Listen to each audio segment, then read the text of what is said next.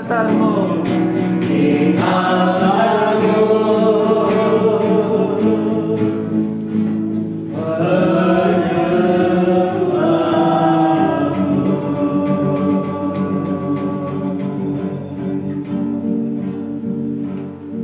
Mari kita bersama-sama berdoa.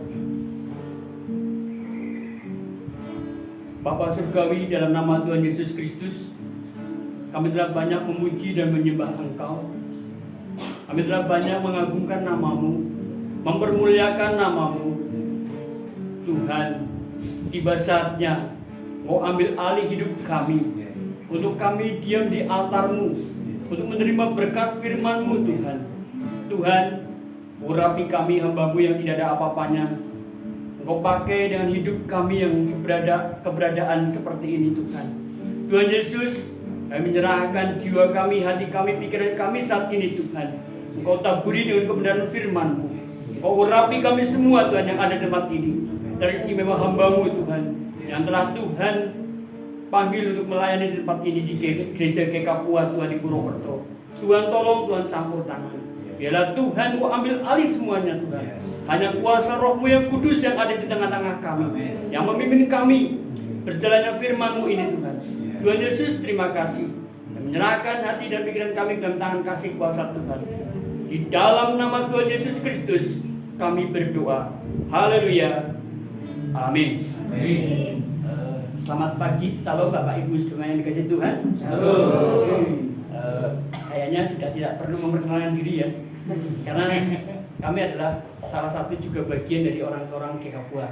Ada senior saya, Pak Pairan, Pak Beni, Mbak Ruby, itu adalah senior-senior saya. Nah, Bapak Ibu dan kasih Tuhan, dalam kesempatan ini saya beberapa minggu dihubungi oleh Pak Teguh Sutrisno untuk berbagi firman Tuhan di tempat ini. Saya pertamanya ragu, wah, saya khotbah di depannya Pak Maesa Supairan. Dulu dosen saya. Saya jujur aja waktu itu ragu, tapi saya berpikir dengan pikiran yang positif. Saya berkata, sekarang dia mitra saya. Itu menjadikan saya berani berdiri di depan Bapak Ibu Saudara semua. Nah, Bapak Ibu dan kasih dalam Tuhan Yesus Kristus, karena saya tidak perlu memperkenalkan diri. Saya akan langsung aja, kita akan bersama-sama membuka firman Tuhan kita dari Mazmur pasal yang ke 139. Mazmur 139, mungkin bisa dibuka dengan Alkitab atau dengan laptop atau dengan HP. Saya juga pakai HP karena pandangan mata saya kurang begitu bagus. Saya memakai elektronik. Tapi elektronik ini bersih, nggak ada yang neko-nekonya. Bapak Ibu sudah kasih Tuhan, Mazmur 139 ayat yang ke-13 sampai dengan yang ke-14. Mazmur 139 ayat yang ke-13 sampai 14. Sebab engkaulah yang membentuk buah pinggangku, menenun aku dalam kandungan ibuku. Ayat 14. Aku bersyukur kepadamu oleh karena kejadianku dahsyat dan ajaib. Ajaib apa yang kau perbuat, dan jiwaku benar-benar menyadarinya. Sejauh ini pembacaan firman Tuhan yang dapat kami sampaikan. Bapak Ibu dan kasih Tuhan, saya bergumul dalam menyampaikan firman Tuhan depan ini. Tadi saya katakan, tapi saya menemukan sebuah ayat firman Tuhan. Mazmur 139 ayat yang 13 sampai 14. Saya merenungkan beberapa hari. Saya merenungkan malam, saya berdoa, saya baca, malam saya baca. Saya menemukan sebuah tema, mengatasi kejenuhan hidup.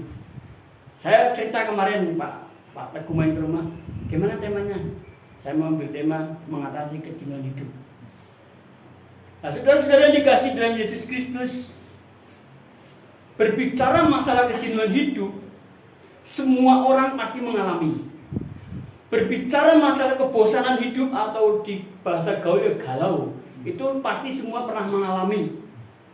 Nah, saudara dikasih Tuhan, beberapa minggu belakangan ini karena saya orangnya suka berusukan istilahnya ya, kata Jokowi suka berusukan.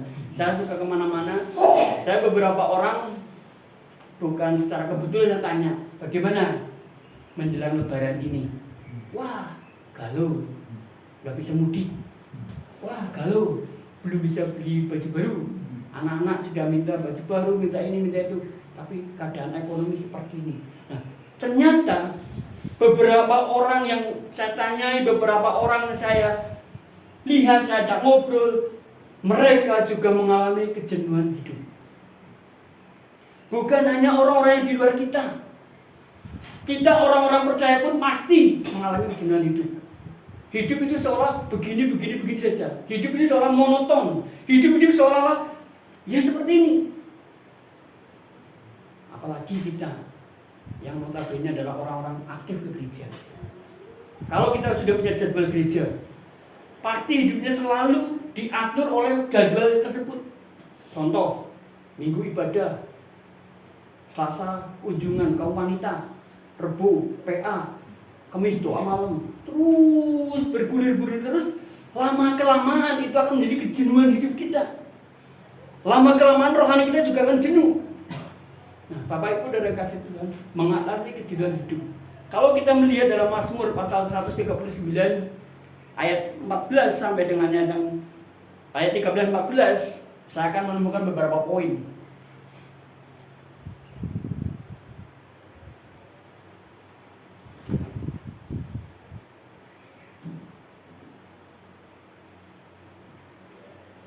Nah, saudara dikasih Tuhan, Mazmur 139 ya, 13-14, saya menemukan beberapa poin. Setidaknya ada 4 poin yang bisa mengatasi kejenuhan hidup. Baik bagi mereka yang di luar sana maupun bagi kita, umat Tuhan. Nah, saudara dari kasih dalam Tuhan Yesus Kristus, kejenuhan hidup, mengatasi kejenuhan hidup yang pertama adalah kita menyadari bahwa kita adalah ciptaan Tuhan. Kita menyadari bahwa kita ini ciptaan Tuhan. Kalau kita adalah ciptaan Tuhan, otomatis kita dipelihara Tuhan. Kalau kita merasa bahwa kita adalah dibuat oleh Tuhan, dibentuk oleh Tuhan, segambar dan serupa Tuhan, kejenuhan hidup itu seharusnya kita tidak akan mengalami. Karena kita yakin hidup kita ini dibentuk di dalam kandungan ibuku, ditenun, diolah istilahnya, direnda oleh Tuhan untuk kita menjalani hidup seperti ini.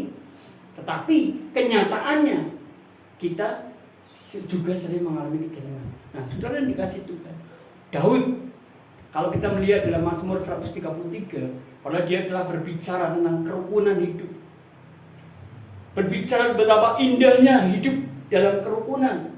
Tetapi dalam konteks dalam pasal 139 kok berbicara masalah kejenuhan hidup? Ada apa? Rumah tangga pun seperti itu. Kadang-kadang suami istri itu juga merasa jenuh. Bukan berarti jenuh dalam konteks yang khusus, tapi jenuh dalam Bu, kok hidupnya seperti ini. Itu pasti sering terlontar seperti itu. Disadari atau tidak disadari seorang ibu, Pak, urip tambah hari tambah angel. Urip kok tambah dina tambah sulit. Nah, itu seringkali akan membawa kita tuh mengarah ke kejenuhan hidup. Nah, tetapi kalau kita menyadari bahwa hidup kita ini dibentuk, direnda, ditenun oleh Allah, kita adalah ciptaan Allah, setidaknya bisa mengurangi kejenuhan hidup kita. Bersyukur pada Tuhan. Kita lihat, Pak Teguh tolong bacakan ayat yang ke-13.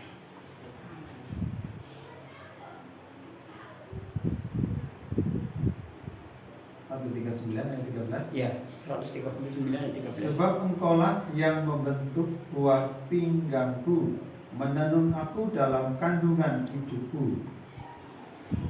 Nah, sebab engkau yang telah membentuk. Kata membentuk itu berarti kita. Kalau kita dicipta oleh Tuhan, tadi saya katakan, berarti Tuhan bertanggung jawab atas hidup kita. Berarti Tuhan memelihara kita. Apa yang menyebabkan kita mengalami kejenuhan hidup? Tidak lain dan tidak bukan adalah rutinitas hidup kita. Rutinitas hidup kita itu yang membuat kita itu jenuh. Karena di dalam rutinitas kita terpaku, terpusat kepada sebuah rutinitas. Mungkin saya juga sebagai hamba Tuhan mengalami rutinitas saya pagi ngantar anak istri. Kalau istilah dulu waktu ngasih anak istri terak-teri, ngantar anak ngantar istri ya benar. Nah sekarang sudah dewasa saya tinggal ngantar istri. Itu kalau saya renungkan tiap jam 6:04 harus ngantar, selalu bertahun-tahun pasti juga mengalami kejenuhan. Tetapi saya menyadari ini adalah bagian dari hidup atau bagian dari tanggung jawab sebuah kepala keluarga untuk berbuat. Nah akhirnya saya merasa bersyukur saya punya istri guru istilahnya. Bersyukur pada Tuhan membentuk saya, Tuhan membentuk saudara saya. Kalau Tuhan tidak membentuk saudara saya, selalu kejenuhan hidup selalu akan menghimpit dalam hidup kita. Saya bersyukur. Kalau saya bercerita tentang pengalaman hidup saya, mungkin belum pernah saya buka di mana-mana. Pak Teguh, Pak Beni pun yang istilah dekat dengan saya belum pernah mendengarkan. Kalau saya tidak dibentuk kembali oleh Tuhan, istilahnya dibentuk kembali menjadi hamba Tuhan, saya mungkin lebih parah daripada orang-orang yang di jalannya. Tapi saya bersyukur pada Tuhan. Saya hidup dulu dengan rutinitas saya, hidup dengan segala aktivitas yang saya lakukan pada waktu dulu. Saya pernah juga jadi dosennya anak buahnya Pak Masa Suparan dalam di STI. Saya juga masih menggunakan dunia lama saya. Saya pernah istilahnya dalam satu kelas seolah-olah tidak pernah ditanya sama teman-temannya, nggak pernah ditanya, kayak seolah-olah kayak diasingkan. Tapi saya punya kakak kelas yang baik-baik, ada Bu Ruby, ada Pak Beni, itu baik-baik, sering diajak ngobrol. Lama kelamaan bisa beradaptasi, puji Tuhan sampai selesai 3 tahun kalau tidak salah. Nah itu semuanya bentukan Tuhan. Saya masih mengandalkan kemampuan saya masih mengandalkan kekuatan saya. Saya belum menyadari penuh bagaimana Tuhan membentuk saya secara rohani saya. Tapi saya bersyukur dan saya menyadari bahwa kejenuhan yang saya lakukan pada waktu itu karena hidup saya tidak ada variasinya. Variasi dalam arti hidup saya tidak ada warna, hanya itu aja. Nah, demikian dalam kehidupan kita. Hidup kita mungkin tidak ada variasi. Hidup kita hanya monoton dengan kehidupan kita. Pagi kemana, siang kayak gini. Nah, contoh kalau kita hidup kita monoton, contoh bangun tidur, doa pagi, mandi, sarapan pagi, kita lakukan selama 1 bulan atau 1 bulan lah. Hal-hal seperti itu tidak ada aktivitas lain, pasti jenuh. Nah, Daud sebelum dia jadi raja, bahkan sejak dia jadi raja, dia pun pernah mengalami kejenuhan. Kalau Daud tidak pernah mengalami kejenuhan, dia nggak mungkin mengatakan bahwa Tuhanlah yang membentuk aku. Pada waktu dia dikejar-kejar Goliat, mau dibunuh, bagaimana perasaannya? Tetapi Daud dengan sebuah keyakinan, dengan penyertaan Tuhan, Daud bisa mengatasinya. Daud bisa mengatasinya dengan menyadari bahwa Daud benar-benar dibentuk Tuhan, dicipta oleh Tuhan. Dalam kalangan keluarga, Daud tidak pernah diperhitungkan.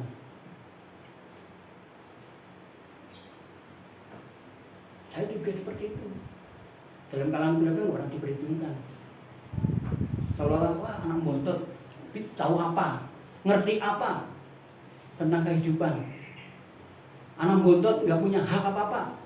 Yang punya hak adalah kakak-kakak saya. Tapi saya bersyukur pada Tuhan. Saya dibentuk oleh Tuhan. Ya, notabene saya tidak menyembangkan diri dalam pemikiran jauh dengan kakak-kakak saya. Bapak Ibu dan kasih Tuhan. Poin yang pertama adalah kita menyadari bahwa kita dibentuk oleh Tuhan. Bersyukur bahwa hidup ini adalah anugerah yang Tuhan berikan dalam kehidupan kita. Sehingga kejenuhan apapun yang kita alami, kita rasakan, kalau kita menyadari bahwa kita adalah bentukan Tuhan, karya Tuhan, kita bersyukur bahwa hidup adalah anugerah yang Tuhan berikan dalam hidup kita. Setidaknya itu bisa mengikis dalam kejenuhan hidup kita. Nah, Bapak Ibu dan yang kasih Tuhan, saya tidak tahu apa yang sedang dialami Bapak Ibu saudara. Tapi ini merupakan satu jawaban bagi Bapak Ibu saudara. Pergumulan apapun yang Bapak Ibu sedang digumulkan saat ini, yang menjadikan Bapak Ibu tidak bergairah, menjadikan Bapak Ibu galau saat ini, sadari dan bersyukurlah bahwa kita dibentuk oleh Tuhan. Itu poin yang pertama. Poin yang kedua, mengatasi kejenuhan hidup. Poin yang kedua adalah jangan ragu-ragu berseru kepada Tuhan. Yeremia pasal yang ke-33 ayat 3. Pak Beni tolong bacakan.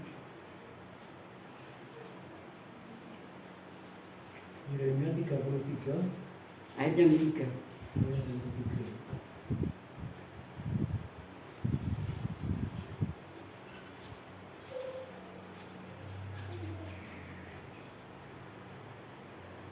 Demikianlah bunyi firman Tuhan.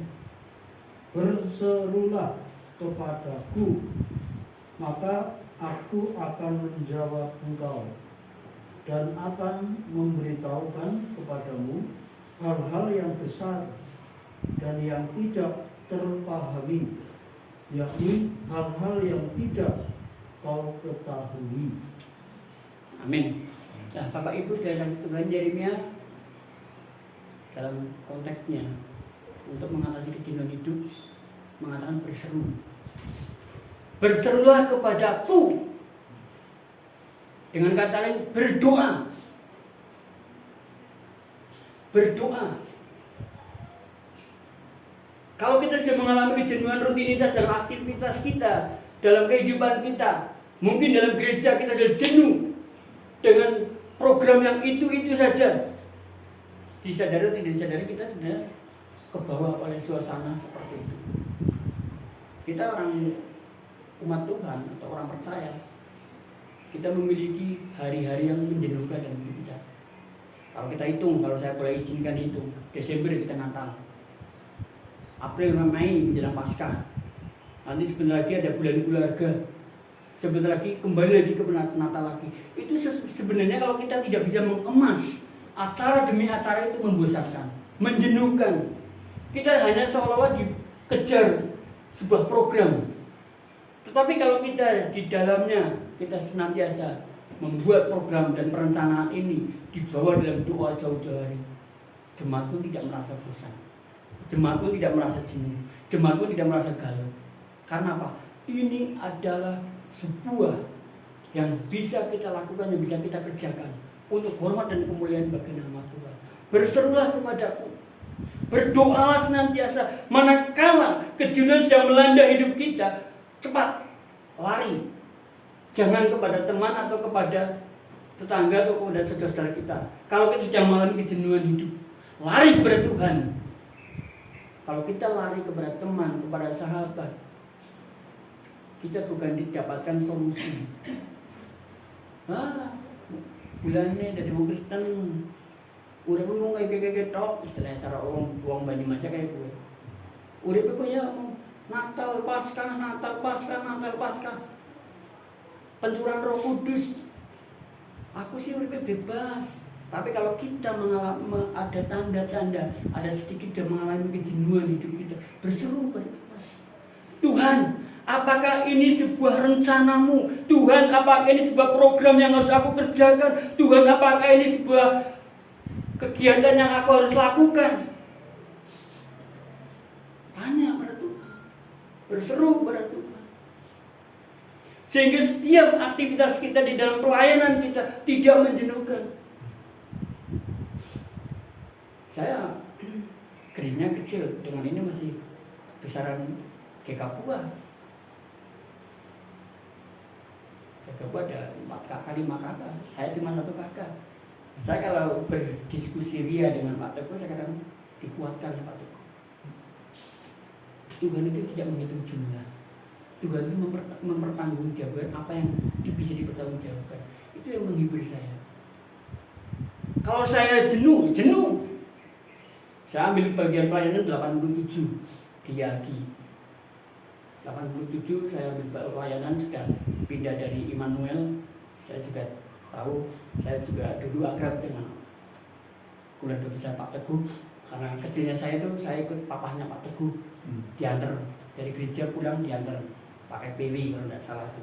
Nah, saya tahun 87 pindah dari Immanuel, wah banyak tantangan. Saya hanya masuk ke Yalki. Ke Yalki pada waktu itu karena saya istilahnya orang Banyumas untul istilahnya, nggak dibayar, nggak apa-apa.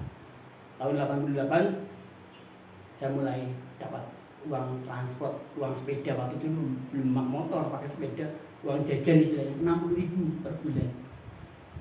Puji Tuhan, saya masuk. Kalau saya memperhitungkan waktu, kalau saya memperhitungkan berapa lama saya pelayanan, berapa lama saya melayani Tuhan, saya udah bosan.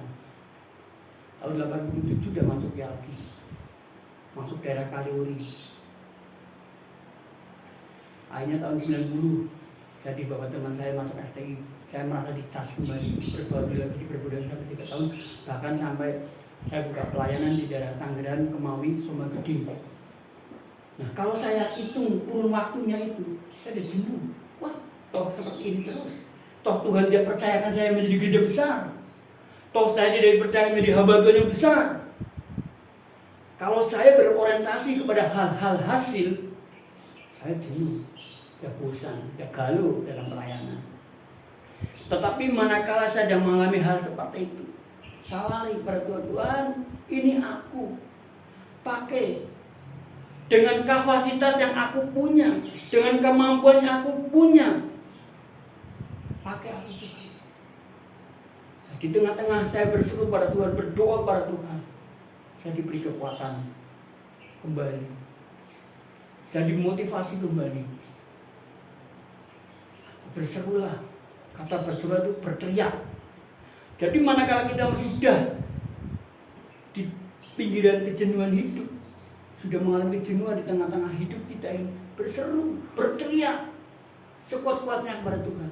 Tuhan, kenapa seperti ini? Gak salah mempertanyakan itu pada Tuhan. Tuhan itu Maha tahu. Ya, Tuhan Maha tahu. Tapi kita tanya, Tuhan, mengapa ini terjadi? Mengapa liku-liku hidup ini seperti ini terus? Kalau kita benar-benar berseru ya Tuhan dengan merendahkan diri di hadapan Tuhan, Tuhan menjawab. Walaupun seruan kita, doa kita tidak segitu langsung dijawab, tidak. Perlu proses dari Tuhan. Orang kadang-kadang sukanya, apalagi zaman sekarang, menjadi orang kita juga maunya instan. Menjadi hamba Tuhan maunya instan. Saya beberapa kali ada hamba Tuhan mau gabung dengan saya tapi model instan. Mau gabung dengan GKKI tapi instan. Tidak mau menunjukkan proses organisasi. Berjalannya waktu tidak kuat, mundurkan diri. Karena apa? GKKI gereja dikatakan oleh orang mengatakan gereja kecil-kecil Indonesia. Tapi itu sebuah pelesetan orang-orang di luar GKKI. Wah, GKKI apa? Gereja kecil di Indonesia. Padahal gereja kasih Kristus Indonesia yang sebenarnya, di mana kasih Kristus benar-benar dinyatakan di GKKI. Saya tidak promosi karena semua sudah masuk GKPUA. GKKI tidak ada gaji. Hamba Tuhannya mandiri, otonomi. Tapi kalau hitung-hitung seperti ini, tambah jenuh kan pelayan-pelayannya. Tapi saya bersyukur Tuhan membentuk dengan seruan, dengan doa, dengan tangisan, dengan jeritan tangisan kita, tangisan saya sebagai hamba Tuhan. Mungkin Bapak Ibu 5 tahun, 6 tahun lalu melihat saya kayak Pak Beni badannya kecil. Tapi puji Tuhan, setelah berjalannya waktu saya menyadari bahwa inilah bagian saya di GKKI. Bersyukur dibentuk Tuhan, dipulihkan Tuhan, dan saya berdoa. Mungkin Bapak Ibu juga mungkin punya doa seperti saya berdoa itu jam 12 atau jam 12 lah paling malam, berdoa pada Tuhan, berseru dalam menghadapi situasi seperti ini. Nah, mengapa orang-orang Kristen pun juga seringkali mengalami kejenuhan. Karena apa? Karena situasi dan kondisi yang seperti ini.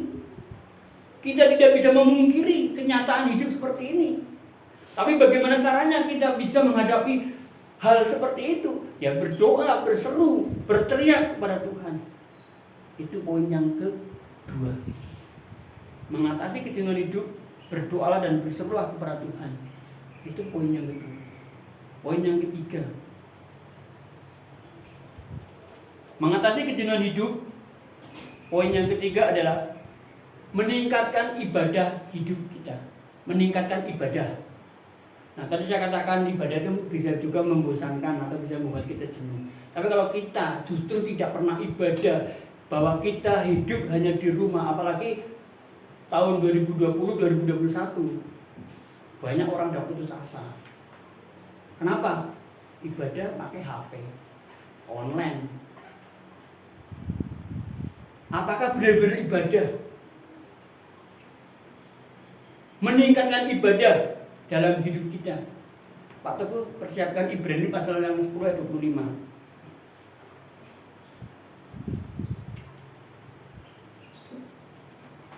Ibrani 10. Ibrani 10 ayat 25.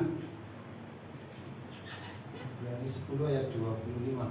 Demikian firman Tuhan. Janganlah kita menjauhkan diri dari pertemuan-pertemuan ibadah kita, seperti dibiasakan oleh beberapa orang, tetapi marilah kita saling menasihati dan semakin giat melakukannya menjelang hari Tuhan yang mendekat. Saudara-saudara kasih dalam Tuhan Yesus Kristus, jadi dikatakan janganlah kita menjauhkan diri dari pertemuan-pertemuan ibadah kita. Jadi bersyukur, saya tetap bersyukur. Dikatakan janganlah menjauhkan diri dari pertemuan-pertemuan ibadah kita. Nah, Bapak Ibu dalam Tuhan Yesus Kristus, apa sih makna ibadah kita? Apakah kita hanya sebuah kehidupan yang wah minggu dah datang ke gereja lah, mbok nanti dikunjungi Pak Beni, datang ke gereja lah, mbok nanti dikunjungi Pak Teguh. Apakah itu makna ibadah? Janganlah kita menunjukkan diri pada pertemuan-pertemuan ibadah kita. Saya dalam ibadah itu ada dua hal yang saya temukan. Pertama, ibadah adalah merupakan sebagai ucapan syukur kepada Tuhan. Selama 1 minggu kita dipelihara Tuhan, kita beribadah. Kedua, di dalam ibadah kita saling bisa berrelasi. Nah, Bapak Ibu dan kasih Tuhan, kejenuhan hidup ya kalau kita jauh daripada Tuhan, jauh dari persekutuan, jauh dari ibadah, justru itu akan semakin menggerogoti hidup kita. Mengerti ya kata menggerogoti itu ya? Menggerogoti hidup kita, atau semakin mencekam hidup kita. Karena apa? Dengan kita sudah jenuh mengalami perekonomian, mengalami suasana, kondisi yang seperti itu, justru kita ongkang-ongkang di rumah, melakukan rutinitas duniawi kita, tidak ada greget istilahnya, aku mau ibadah, aku hidup seperti ini, aku ibadah. Nah, di dalam ibadah itu Tuhan hadir di tengah-tengah kita. Tuhan ada. Ibadah itu bisa juga mengikis sedikit demi sedikit kejenuhan hidup kita. Yang tadinya dari wah, sudah galau dari rumah. Tapi begitu kita kumpul di sini, kita beribadah di sini, kegalauan kita sedikit demi sedikit terobati, terkikis. Saya juga tadi pagi, waduh, pelayanan pertama di Papua malah hujan. Ini menjadi kendala enggak? Saya Tuhan, sudah semangat Tuhan. Puji Tuhan sampai di Palu terang. Itu biasa bagi saya, alami sudah biasa. Di Karangsoka memang tempatnya curah hujan. Nah, Bapak Ibu dari kasih Tuhan, jangan menjauhkan diri dari ibadah kita. Semakin giat menjelang hari Tuhan. Karena apa? Ibadah ini bisa, tadi saya katakan, bisa mengikis kejenuhan hidup kita. Karena apa? Ada nasihat. Kita datang di rumah, wah, berundil hatinya. Wah, mau ibadah. Belum bikin kopi, belum bikin apa. Ayo, begitu berjalan terus datang ke tempat ini, ketemu saudara-saudara kita sudah care kembali. Kita sudah ada kelegaan. Karena firman Tuhan mengatakan, marilah kepadaku semua yang letih lesu dan berbeban berat, aku akan memberi kelegaan. Jadi kalau hidup kita sedang masa-masa jenuh, datang kepada Tuhan, dikatakan berdoa, senantiasa berbakti kepada Tuhan, ibadah, jangan sampai meninggalkan ibadah kita. Karena di dalam ibadah ada nasihat, di dalam ibadah ada ucapan syukur, di dalam ibadah ada sukacita. Enggak mungkin orang ibadah enggak sukacita. Pasti dongkolnya kayak apa istilahnya orang Inggris bilang seperti itu. Tapi begitu tekan maringgon kebaktian, mari dongkolnya, mari unek-uneknya, ganjelannya hilang. Nah, demikian kejenuhan hidup kita pun hilang, karena kita sudah ada di dalam ibadah kita. Itu poin yang ketiga. Poin yang terakhir, ini kalau kita bicara terakhir, wah cepat bubar itu. Poin yang keempat, mengatasi kejenuhan hidup. Poin yang keempat atau poin yang terakhir adalah keluar dari zona nyaman. Nah ini yang sulit, keluar dari zona nyaman. Pak Teguh, Yosua pasal 1 ayat 9.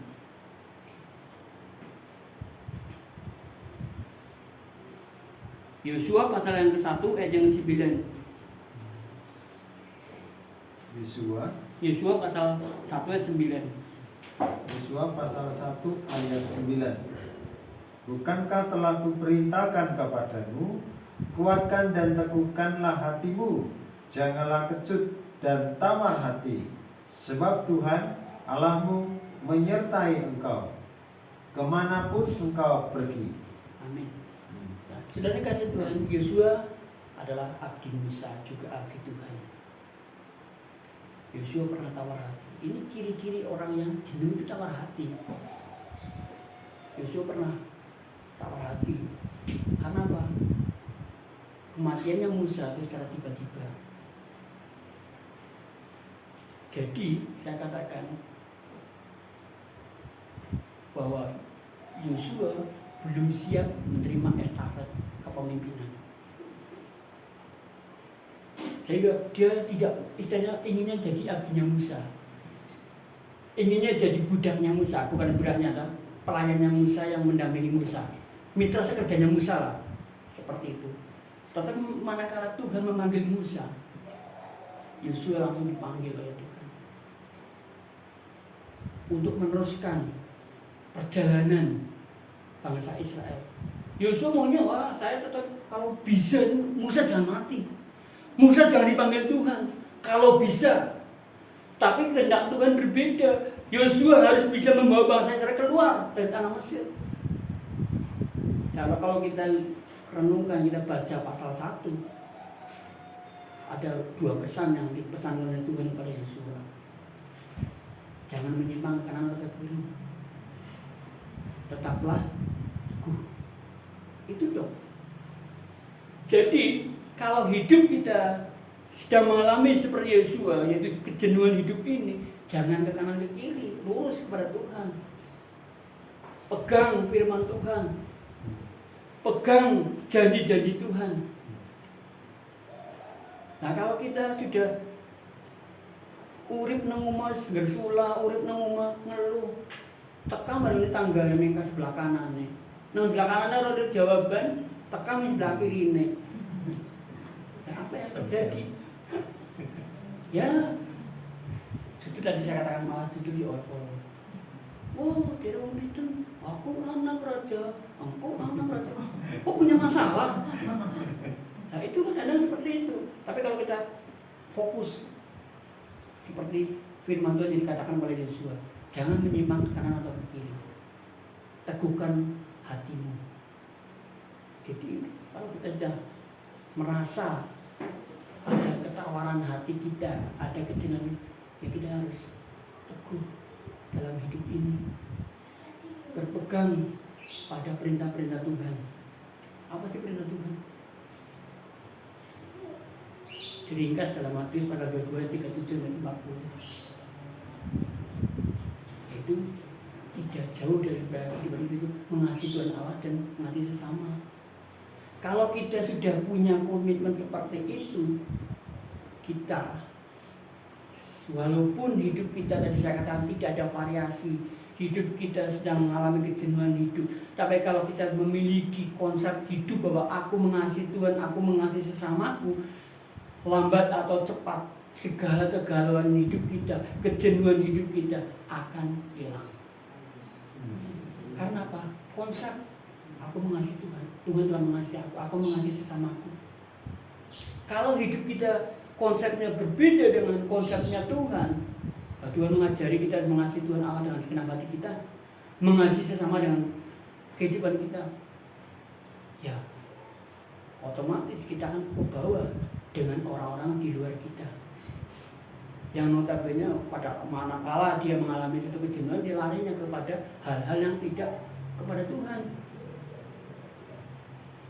Apalagi remaja-remaja saat ini, dia mengalami kejenuhan malah mencari sensasi. Mungkin Bapak Ibu pernah dengar kemarin beberapa awal bulan puasa, mereka orang-orang yang mau cari sensasi, yaitu jenuh. Wah, hidup seperti ini dok. Orang anak perkembangannya, akhirnya anak-anak remaja itu sudah termakan situasi. Akhirnya mengadakan apa? Biar sensasi lagi, dia dengan perang sarung. Nah, perang sarung pada waktu itu adalah untuk persahabatan, dan sekarang digunakan untuk kejahatan. Perang sarung pakai gear, pakai rem cakram dibelah dari 4, dicekuk, dibungkus pakai sarung untuk berperang, ya berdarah-darah kan. Itu hal-hal seperti itu. Tapi kalau kita melihat dari Mazmur pasal 139 ayat 13-14, kita jelas punya konsep yang jelas dalam menghadapi kejenuhan hidup. Kita menyadari bahwa kita adalah ciptaan Tuhan. Kita bersyukur bahwa hidup ini adalah anugerah Tuhan. Kita senantiasa berdoa, berseru dan berseru pada Tuhan, sehingga kejenuhan hidup itu terkikis dalam hidup kita. Kita tidak menjauhkan diri dari pertemuan-pertemuan ibadah kita, walaupun ibadah kita juga seringkali menjenuhkan hidup kita. Tetapi manakala kita benar-benar fokus pada ibadah yang kita rindukan, kita harapkan, itu akan membawa suasana baru dalam hidup kita. Bahkan kita harus lari dari zona nyaman. Zona nyaman dalam arti apa? Wah, kepuasan hidup. Bisa saya katakan seperti itu. Kepuasan hidup. Wah, aku udah puas lah, jemaatku sudah segini dan puas. Itu masuk dalam zona nyaman. Puaslah, saya kadang-kadang wah puaslah. Apalagi kalau saya dihibur oleh istri saya. Wis lah Pak, jemaat sing sekeluarga namanya cing de percaya nang Gusti Allah maring papak ya wis menobat. Itu sama saja zona nyaman. Maka saya tahun ini saya punya program lebih menantang. Bukan berarti saya semua rohani enggak. Saya punya program tahun ini lebih menantang. Saya punya program untuk ODGJ dan para pemuda. Saya kemarin sudah banyak berdoa untuk ODGJ yang ada di berkeliaran di Banyumas. Saya kemarin iseng sama anak saya, ayo Dian kita mulai jalan. Enggak Pak, enggak. Saya enggak berani kalau ketemu dengan orang-orang gila. Loh, nanti gimana? Apa Bapak semuanya? Saya bilang gitu. Nah, saya punya tahun ini punya program itu. Kalau tahun kemarin saya punya program tukang-tukang becak. Saya ada beberapa tukang becak di daerah Giantri, sudah tahu saya. Sudah pernah kami mengadakan sharing, tapi karena ya biasa lah, kalau orang mau melangkah pasti hambatannya berat. Nah, saya pada waktu itu tahun 2021 kemarin ya sudah Pak, yang penting kita ada komunikasi. Saya tetap berdoa buat Bapak. Nah, makanya orang banyak mengatakan saya adalah orang misi. Ya memang kita orang misi, saya orang misi. Belum banyak yang tahu saya bahwa pelayan Tuhan atau pendeta Tuhan itu dikatakan orang misi. Karena saya hidupnya itu di dekat stasiun, sering ke sana nongkrong-nongkrong. Itu saya tidak mau ikut soalnya Pak. Walaupun aku seperti ini, udahlah. Apalagi kalau saya dapat penghiburan, jemaat itu udah kepunyaan Tuhan. Kita mau berbuat apapun kalau Tuhan belum panggil, ya nggak mungkin jadi jemaat. itu juga akan melemahkan kita. Akan kita tetap upek-upek istilahnya di zona nyaman itu. Tapi kalau kita berani melangkah keluar seperti Yosua berani melangkah di dalam hidupnya. Mungkin Yosua berpikir, wah aku nyaman kok bersama Musa. Cuma pada waktu berperang, kalau tangan Musa diangkat, menang. Tangan Musa diturunkan, kalah. Hanya tugasnya seperti itu. Tapi manakala Tuhan sudah memanggil Musa, Tuhan sudah tetapkan Yosua untuk memimpin bangsa Israel keluar dari tanah Mesir. Kaget Yosua. Waduh, ternyata aku harus keluar dari zona nyamanku. Nah, Bapak Ibu sudah kasih Tuhan. Mari kita bersama-sama. Saya juga seringkali mengalami hal seperti itu. Saya juga seringkali mengalami kejenuhan. Saya juga seringkali mengalami kegalauan. Tapi saya tidak lari kepada siapapun. Kalau lari atau cerita kepada gembala kita. Kalau saya lari kepada rekan-rekan pelayanan. Bukan kepada orang di luar kita. Jadi Bapak Ibu dan kasih Tuhan, biarlah 4 poin yang bisa saya bagikan pada Bapak Ibu semua. Ini menjadikan satu kunci. Manakala Bapak Ibu dan saya mengalami kejenuhan hidup hari-hari ini dengan kondisi yang seperti ini, tetaplah menyadari bahwa kita adalah ciptaan Tuhan. Kita dibentuk oleh Tuhan. Hidup adalah anugerah dari Tuhan. Maka bersyukurlah. Jangan meninggalkan persekutuan kita atau ibadah kita. Tetaplah berseru dan berdoa kepada Tuhan. Dan keluarlah dari zona nyaman. Kemanapun kita keluar dari kenyamanan kita, Tuhan tidak akan pernah meninggalkan kita. Tuhan selalu campur tangan atas hidup kita. Tuhan selalu menyertai hidup kita. Seperti janji Tuhan yang diberikan kepada Yosua, demikian janji Tuhan akan diberikan kepada saya dan saudara semua. Tuhan memberkati. Kita angkat satu pujian. Selidikilah aku ya Tuhan.